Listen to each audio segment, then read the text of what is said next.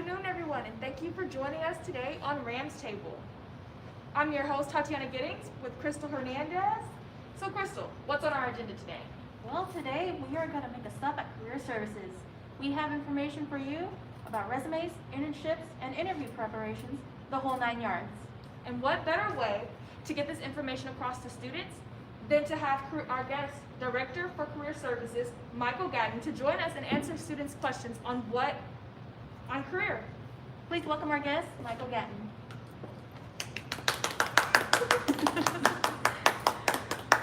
Thank you for having me. Thank you, Mr. Gatton, for coming here today. Now, let's get into our first topic, resumes, since resumes are the first impression to your potential employer. So, tell us, what do employers look for in a resume? Well, again, thank you for having me. I appreciate you giving me this opportunity to talk about career services and what we have to offer, resumes, mock interviews, and the like.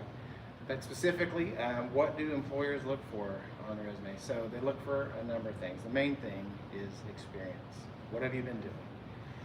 Have you had an internship? Have you had an opportunity to do a practicum or some other experiential learning opportunity? Right now, students such as yourself, this is a great experience, something that you definitely want to be putting on your resume. What have you been doing as part of your major course of work? So have you gotten to be a student employee? Have you had a part-time job? So experience. Other than that, what have you done as your education? Maybe you've done a major academic project, like the semester-long group projects, right? If you're in a technical class, did you create a program, or did you do research with an instructor? So experience. Okay, so with all that information that you provided to us, is there a checklist for students? Is there a checklist they can come to Career Service and kind of get that checklist for a good resume? So checklist, I'm sure you could find a checklist online, something that's a general guideline. When you come to our office, we're going to want to sit down with you. We want to get to know you. When we set an appointment in our office, we're going to give you an hour, and we're going to go over what it is you're looking for, what you're trying to apply for, what and how we can best direct you towards the specific job that you're going for. Not just a general, guideline checklist. We want something that's specific for you.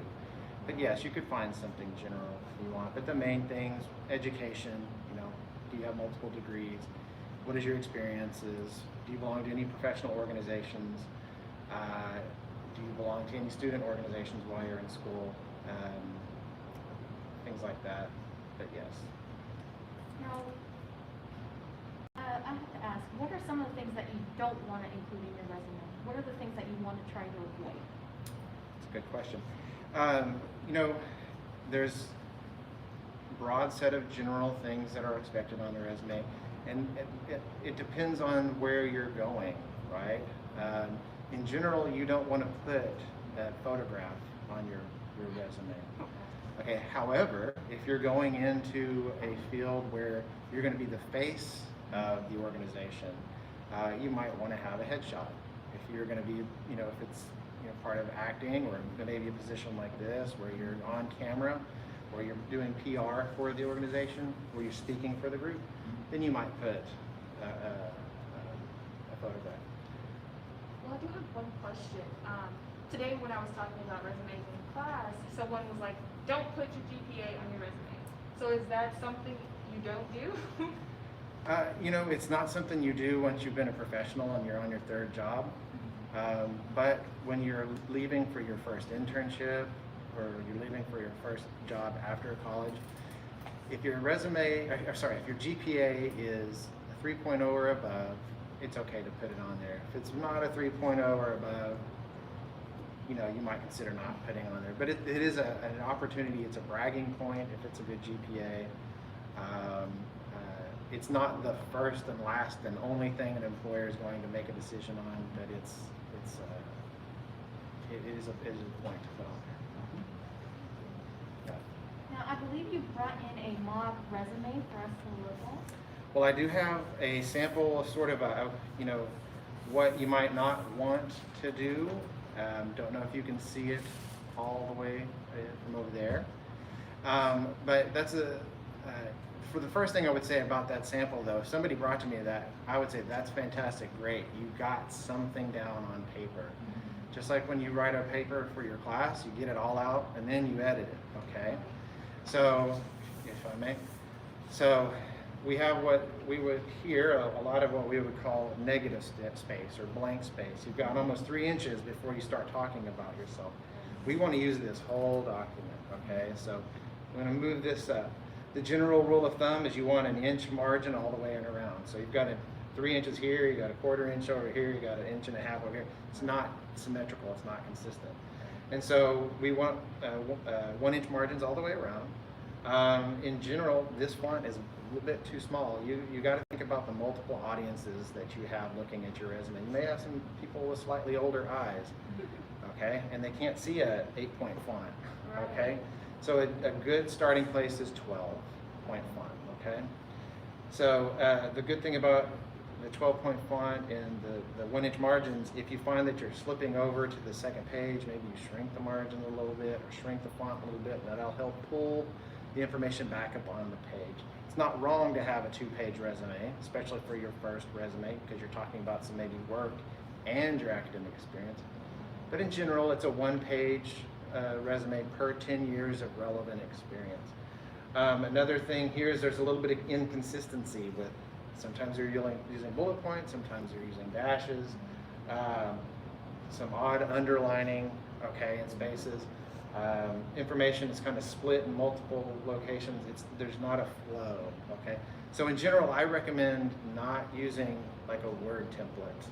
Start on a blank document, and you are in charge of your own new sample, your own new template. Even if you like the way it looked as the sample, don't use theirs because you're locking into their formatting. And you want to be free and to do your own thing, because they may have they may be talking about something that's stuck in this formatting that you want to talk about that you can't get in there. If it doesn't, you can't make this one. Maybe doesn't let you talk about leadership opportunity. This one doesn't let you add in your volunteer experience. This one doesn't let you add in maybe that internship the way you want. Okay. The other thing is we want to do things in reverse chronological order. We want your most recent education at the top of your list. We want the most recent job at the top of your list. It makes sense. 10 years from now, they don't need to know the student employment job you had, right? They want to know what you most recently did, okay?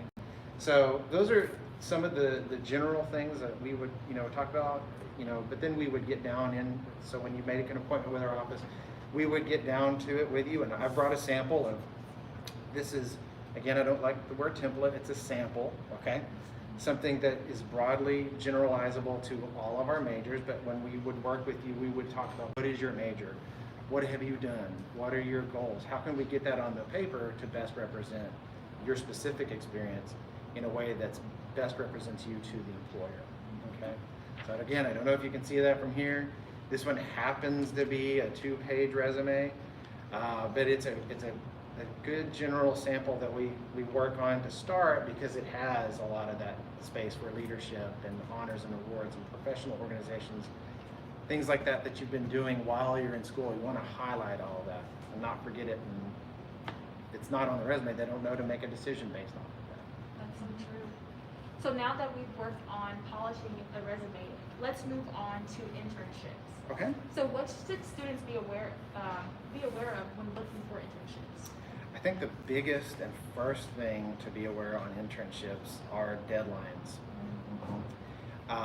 And getting out well ahead of an internship deadline. So if you want a summer internship, oftentimes the due date for your application is in previous October, okay? So you want to start like 2 semesters out. So if you want to fall, you need to be 2 semesters in prior to that. It's very difficult if you come to me the last semester of your, senior year and say, I want an internship. It can be done, but it's going to be difficult. And so they're going to have preferred deadlines and they're going to have last minute deadlines. You always want to have your stuff ready to go at the preferred deadline, because they may fill all the positions they have from that first group, okay?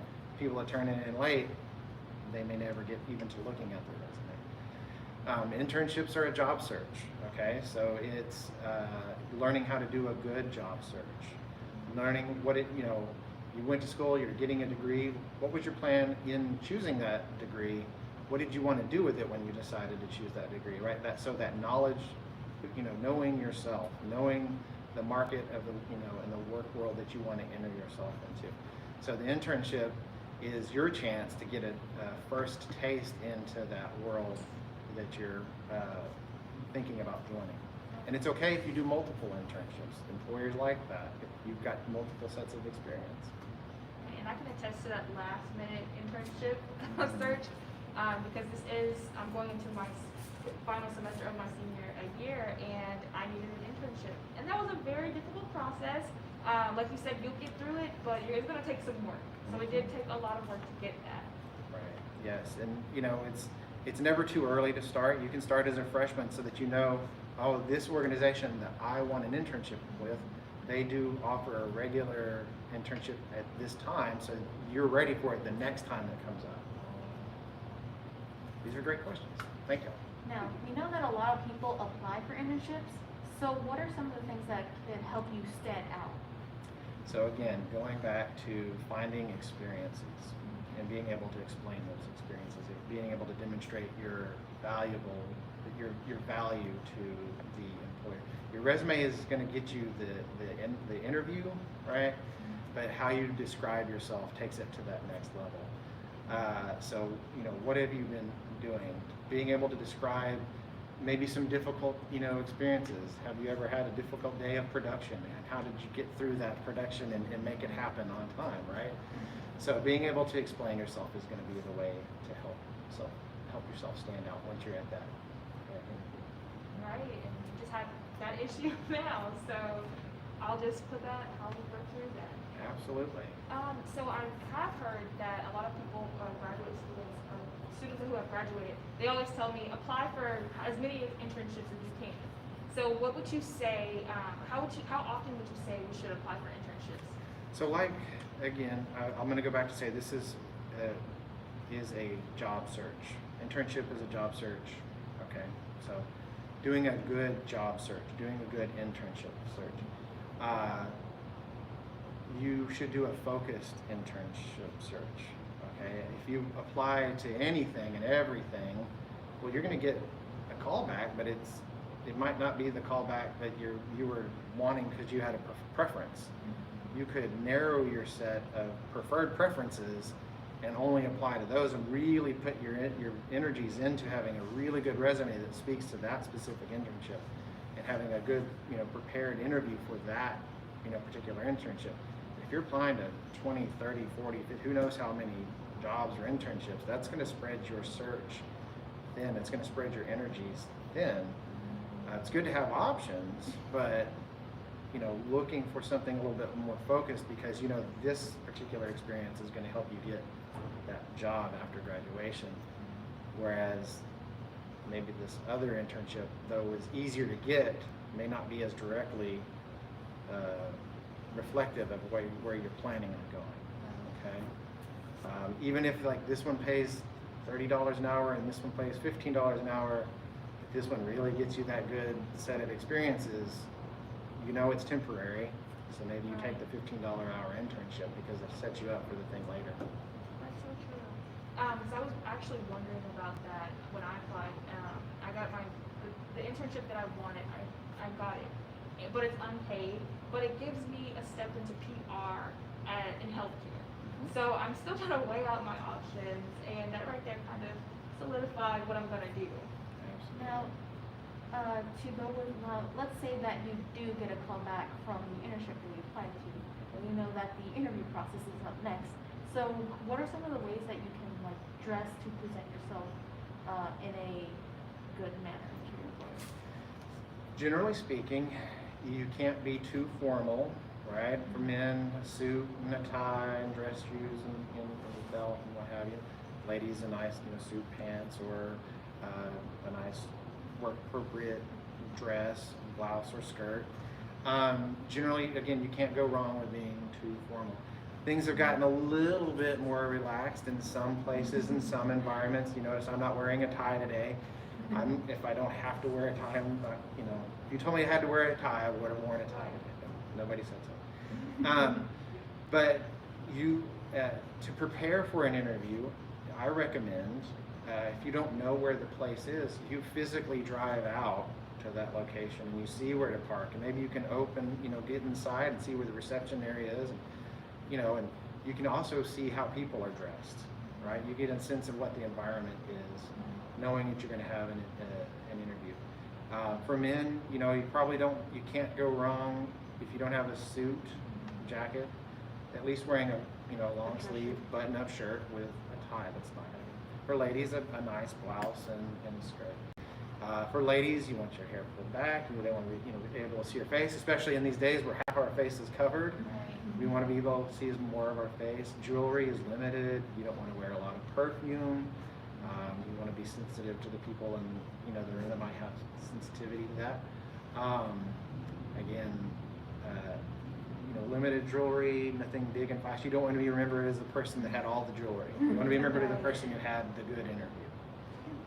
And so when I was writing that question, I was like, well, that's pretty obvious, but I'm actually glad I asked, because down to the perfume, because I am an obsessive person. I spray a lot of perfume. Yeah. Oh yeah. So I wouldn't want it to have gone in there and made someone allergic active or something. Right. So since we are asking these obvious questions, how should someone conduct themselves during an interview? It's a great question. You want to be professional. You want to make sure that you are addressing everybody in the room, making good eye contact. You may have somebody often we're doing panel interviews these days where it's more than one person in the interview. So you may have a person who's silent, doesn't ask any questions, but you still want to address them because that might be the boss's boss's boss who's just sitting in to assess the situation, right? So again, if you have the chance, nowadays we're not necessarily shaking hands as we used to be, but see the room out, see how everybody else is behaving. If they're shaking hands and you feel comfortable, you shake hands on the greeting as well as as leaving.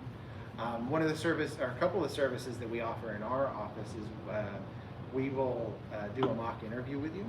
Okay, so you make an appointment with our office. You'd let us know what is the job you're applying for, and when you come in, all of our appointments we schedule an hour. So we try to prepare with a set of questions that's relevant to the job you're going for, and then I sit across from you, and I look, kind of stern, and we have a good interview where I pretend to be the person you're interviewing with, maybe practice what those nerves feel like a little bit, and then we'll go over your result, the assessment of what I saw during, how did you answer the questions, could you have answered them in a different way, did you know you twirled your hair, or whatever. We would try to give that kind of feedback. We also have a product off of our website called Big Interview, and you can go on there and practice your interview. You can take the default set of questions, or you can pick your own set of questions. It'll let you set up as easy, medium, and hard, and you go through and you can just practice going over and over again, seeing those things for yourself. Do I mess with my hair? Do I say a lot, right? And then if you like, you can share it with a friend, you can share it with your faculty member, you can make an appointment with us, we can go over what you did. So conducting yourself, so the question is conducting yourself in the resume. You have a lot of that you can do beforehand to practice, is essentially what I'm saying. Yeah. So I think that giving that stern look will kind of prepare you for someone who's fluffier if they are fluffy.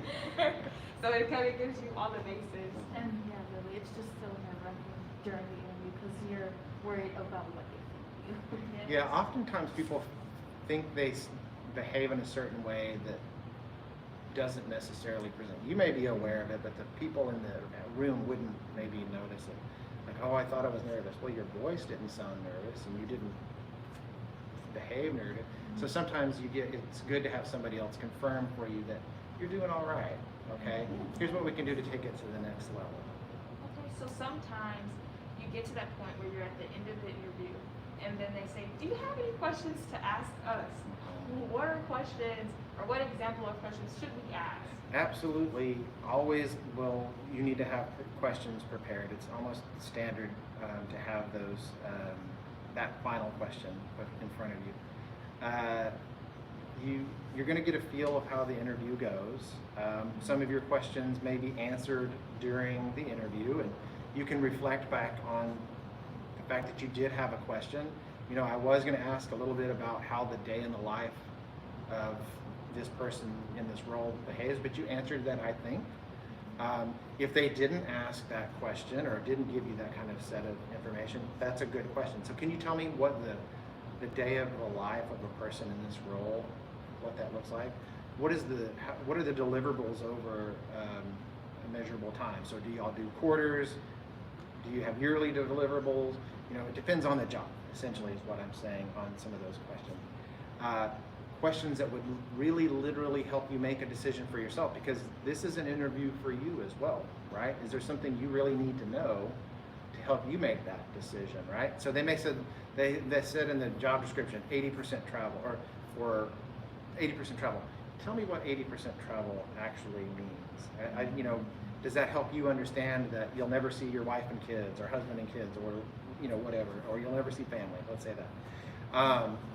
So it's your chance to find out that kind of information. You don't want to ask questions that you could have found out through the job description or through your own research online. So you don't want to ask things like, so when's like the vacations, right? You can find that out on the HR website. Right. What does my health benefits look like? Those are not questions those are questions that you get after an offer when you're talking to HR. So you do want to ask the questions that will help you give a greater understanding. You also get a chance to ask leading questions like, well, I was hoping you asked me this, so you get a chance to brag about yourself.